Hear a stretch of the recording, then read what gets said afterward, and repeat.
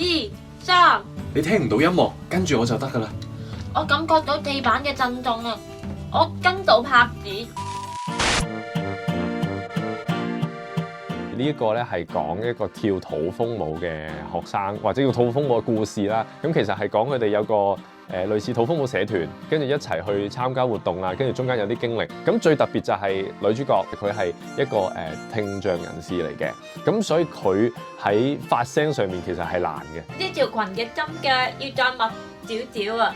咁我諗呢啲客會滿意啲。今次嘅角色係佢係一個聽障嘅人士啦，咁所以我喺錄音之前我就要去模仿呢個聽障人士，究竟佢平時點樣去用聲啊，或者佢聲音講嘢嘅特點係點樣。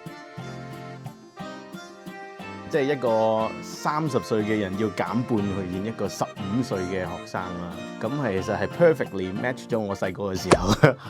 咁我要攞翻自己15歲嘅時候嘅狀態出嚟演，係一個好大嘅挑戰嚟嘅。其實我做幕後係做電視嗰個範疇啊，做廣播劇咧就係本身啦，你講嘢嘅語氣咧就已經要幻想到嗰個情景，我覺得係對我嚟講，我覺得係一個挑戰嚟嘅咯。今次廣播劇係集合晒我哋全部唔同同事、唔同角色嘅人喺埋一齊錄音嘅時候，我覺得有嗰種火花，仲有公司以外嘅朋友仔都有過嚟幫忙咯。我覺得可以大家咁團結，為一個作品去努力，真係好好玩、好動力啊！成件事係。